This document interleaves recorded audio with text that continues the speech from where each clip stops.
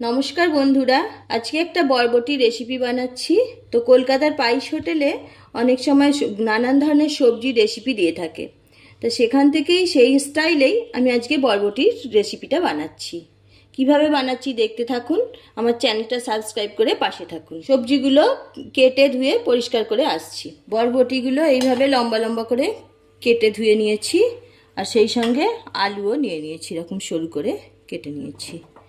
আর নিয়েছি আদা কুচি করে নিয়েছি, পেঁয়াজ কুচি করে নিয়েছি, শুকনো লঙ্কা আমি একটা পেস্ট বানিয়ে নিচ্ছি। শুকনো লঙ্কা, আদা কুচি আর পেঁয়াজ কুচি এটা পেস্ট বানিয়ে নেব, আর টমেটো পেস্ট করে নেব। একটা কড়াই বসিয়ে সরষের তেল দিয়ে দিয়েছি। আমি কিছু পোস্ত বড়ি নিয়েছি, বড়িগুলো ভেজে নিচ্ছি। বড়িগুলো ভাজা হয়ে গেছে, নামিয়ে নিচ্ছি। বরবটিগুলো ভেজে নিচ্ছি। সামান্য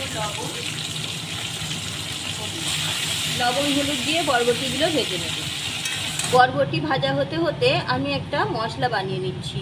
পেঁয়াজ আদার যে পেস্টটা বানিয়েছিলাম ওর সঙ্গে দিয়ে দিচ্ছি হলুদ গুঁড়ো, জিরে গুঁড়ো, ধনে গুঁড়ো, সামান্য লঙ্কা গুঁড়ো, একটু জল দিয়ে মিশিয়ে দিচ্ছি। মিডিয়াম আঁচে ঢাকনা দিয়ে বরবটিগুলো ভেজে নিলাম।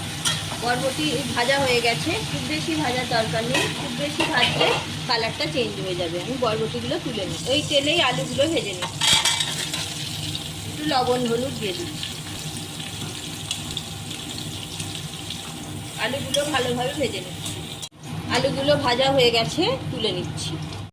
এই তেলের মধ্যে দিয়ে দিচ্ছি শুকনো লঙ্কা, কালো জিরা, পেস্ট করে রাখা টমেটো দিয়ে দিচ্ছি। টমেটোটা ভালোভাবে কষিয়ে নিচ্ছি। টমেটোটা এইভাবে কষিয়ে নিলে যে কোনো তরকারিতে কালারটা খুব সুন্দর আসে। টমেটোটা কষানো হয়ে গেছে, রেডি করে রাখা মশলাটা দিয়ে দিচ্ছি। মশলাটা ভালোভাবে কষিয়ে নিচ্ছি। যতক্ষণ না পেঁয়াজ আদার গন্ধটা যায় ততক্ষণ পর্যন্ত মশলাটাকে কষাতে হবে। মশলাটা কষানো হয়ে গেছে অনেকটাই, এবার দিয়ে দিচ্ছি অল্প পরিমাণে চিনি। আপনারা ইচ্ছা করলে চিনিটা নাও দিতে পারেন। বেশ কিছুক্ষণ সময় নিয়ে মশলাটা কষাতে হবে। খুব ভালোভাবে কষানো হয়ে গেছে, ভেজে রাখা আলু আর বরবটি দিয়ে দিচ্ছি। বরবটি আর আলুটা মশলার সাথে কষিয়ে নেব। বাটিটা ধুয়ে একটু জল দিয়ে দিচ্ছি। খুব ভালোভাবে কষানো হয়ে গেছে, সুন্দর একটা কালার এসেছে। এবার জল দিয়ে সিদ্ধ হতে দেব। ঢাকনা দিয়ে হাই ফ্লেমে 3-4 মিনিট ফুটিয়ে নেব। 3 মিনিট হাই ফ্লেমে ফোটানোর পর গ্যাসটা লো ফ্লেমে দিয়েছিলাম। এবার দেখুন বরবটিগুলো সিদ্ধ হয়ে এসেছে, আলুও সিদ্ধ হয়ে গেছে। এবার দিয়ে দিচ্ছি পরিমাণ মতো লবণ। ভেজে রাখা বড়িগুলো দিয়ে দিচ্ছি। আমি এখানে পোস্ত বড়ি দিয়েছি, আপনারা নর্মাল যে ডালের বড়ি হয়, মটর ডালের বড়িও দিতে পারেন, আর ইচ্ছে হলে বড়িটা নাও দিতে পারেন। ঢাকনা দিয়ে আরও 2 মিনিট রান্না হতে দিচ্ছি।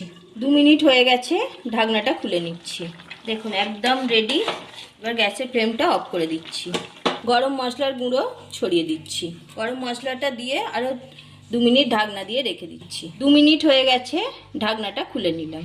দেখুন কতটা সুন্দর হয়েছে।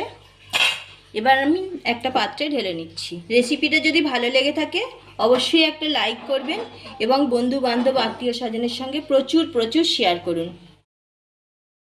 পুরো ভিডিওটা দেখার জন্য অসংখ্য ধন্যবাদ। আবার দেখা হচ্ছে পরের ভিডিওতে।